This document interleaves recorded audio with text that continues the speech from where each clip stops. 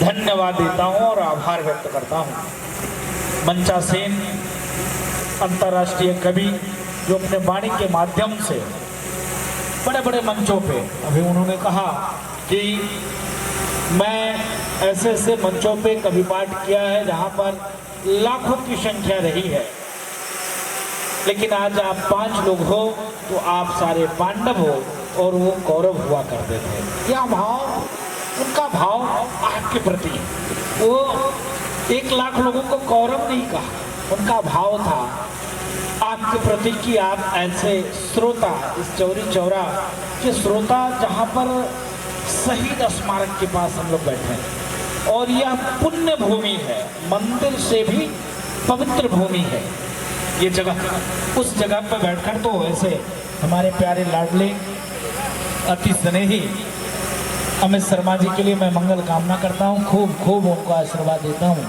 वो लगातार इतना व्यस्त रहते हैं, इतने मंच और माइक उनको मिलता है कि वो त्रस्त और परेशान रहते हैं। ऐसे ही दुनिया के कोने कोने में वो जाकर और कवि पाठ के माध्यम से, एक कवि ही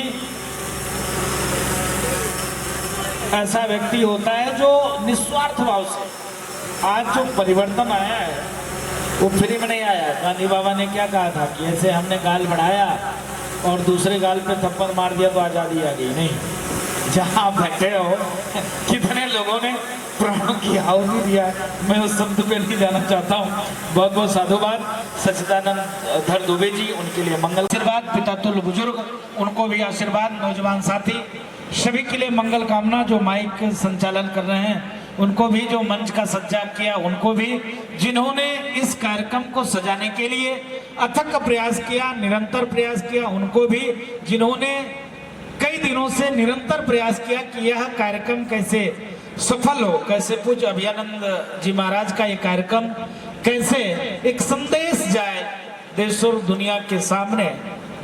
चौरी चौरा के वासियों के पास गोरखपुर गुरु गोरखनाथ की यह पावन धरा है, जहाँ पर एक पूज्य संत के द्वारा पूरे देश ही ने, उत्तर प्रदेश के संचालन तो कर ही रहे हैं लेकिन पूरे देश में उनकी मांग है। किसी का कार्यक्रम हो चाहे ना हो, रोज फोन आता है महाराज जी, अगर वो वीडियो महाराज जी के साथ देखते हैं तो प्रयास करते हैं कि महाराज जी हमारे यहाँ भी महाराज जी का कार्यक्रम मिल जाता। मैं अभी था चित्तौड़गढ़, और चित्तौड़गढ़ वीर भूमि है। महारानी पद्मिनी ने सनातन के लिए और नारी शक्ति को अमर करने के लिए जौहर किया था। उस धरा पर मैं था तो लोगों ने कहा कि महाराज जी मुख्यमंत्री जी का कार्यक्रम मिल जाता। महाराज जी को साधुवाद है, महाराज जी की बात करते ही महाराज जी ने तुरंत कार्यक्रम दिया और महाराज जी को वहां भव्य कार्यक्रम हुआ। आप उस धरा से हो जहां पर आपके लिए, आपके यहाँ रहने वाले के लिए और यहाँ के मुख्यमंत्री के लिए लोग निरंतर प्रयास करते हैं। मैं पुनः साधुवाद देता हूँ अभयानंद जी महाराज को। सनातन पे चर्चा, सनातन संस्कृति कैसे आगे बढ़े, सनातन संस्कृति कैसे प्रचार और प्रसार।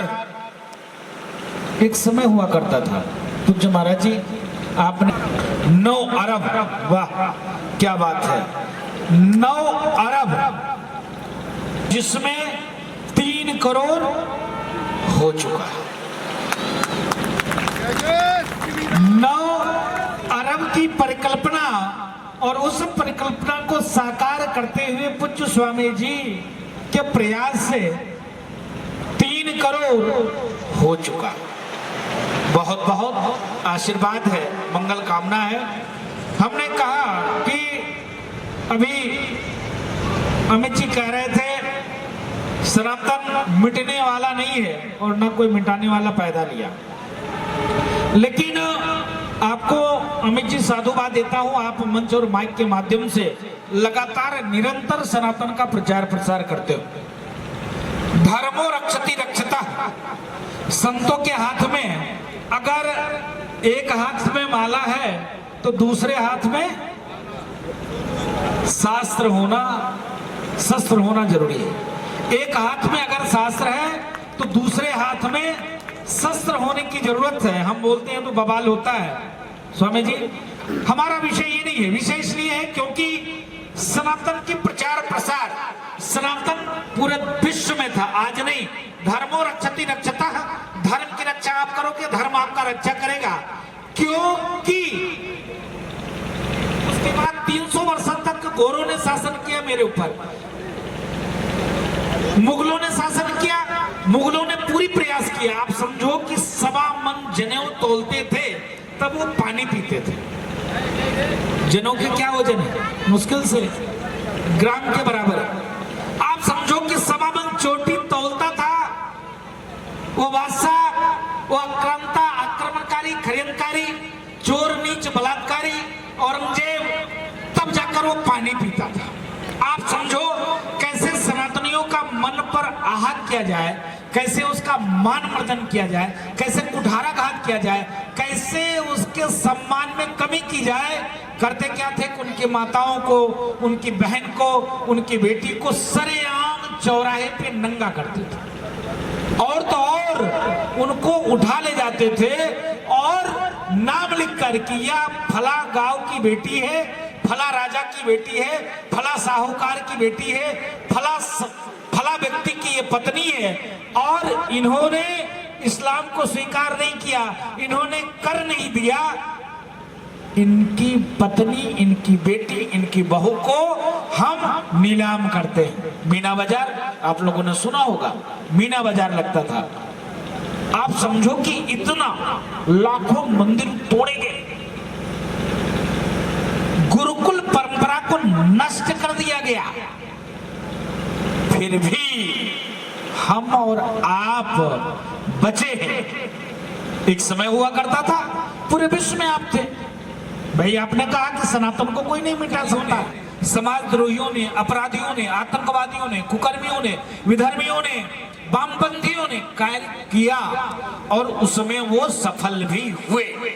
अभी कुछ पांडे जी कह रहे थे अभयानंद जी महाराज की जातिवाद।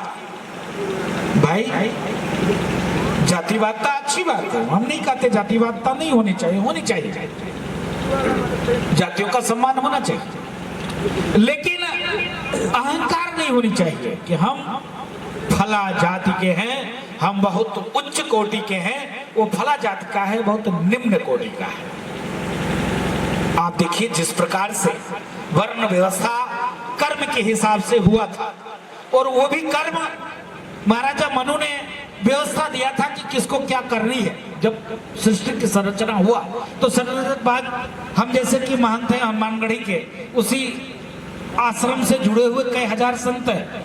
उस संत में कोई वहां का गतिनशीन है, कोई वहां का महंत है, कोई वहां का महामंडलेश्वर है, कोई वहां का पुजारी है, कोई वहां का कोठारी है, कोई वहां का भंडारी है, कोई वहां का सेवैया है तो एक ही मंदिर है, तो हनुमान जी के ही चरण में है, तो साधु ही, लेकिन अलग अलग व्यवस्था उसको दी गई है और अलग व्यवस्था से वो कार्य भी कर रहा है। उसी प्रकार से यह वर्ण व्यवस्था है, लेकिन उस वर्ण व्यवस्था को इतना लोगों ने जहर घोल दिया, इतनी जहर घोल दिया, इतनी जहर घोल दिया कि यह स्थिति आ गई कि हम बहुत ऊंचे हैं और वो बहुत नीचा है। उसके साथ उठना नहीं चाहिए, बैठना नहीं चाहिए, खाना नहीं खाना चाहिए। अच्छी बात है, होना चाहिए, लेकिन हम बेटी की संबंध नहीं कर सकते हैं, खा सकते हैं, उसके साथ हम पूजा पाठ कर सकते हैं, उसके साथ हम सनातन संस्कृति पे चर्चा कर सकते, परिचर्चा कर सकते, उसके साथ और भी आयोजन में हम शामिल हो सकते हैं। पूज्य स्वामी जी, आपने राम नाम की महिमा अनंत है। अभी सांसद जी बोल रहे थे, सांसद जी बोल के गए, माननीय विधायक जी बोल रहे थे, जिसने राम को नकारा वो खत्म हो गया। आपने आपके सामने प्रत्यक्ष प्रमाण है, जिसने राम का प्रमाण माना 400 पे थे और वो 40 पे आ गया, प्रत्यक्ष उदाहरण है। भाई लोग आज के समय में देखता क्या है, लोग देखता है नमस्कार किसका है, चमत्कार है उसी का नमस्कार। मैं भी 4 दिन पहले बागेश्वर धाम में था, जैसे लोगों ने देखा तुरंत इतना फोन, क्योंकि हम फोन स्वतः खुद उठाता हूँ, मैं कोई पीए नहीं रखा, किसी पीए को फोन उठाने के लिए नहीं देता हूँ कि तुम फोन उठाओ।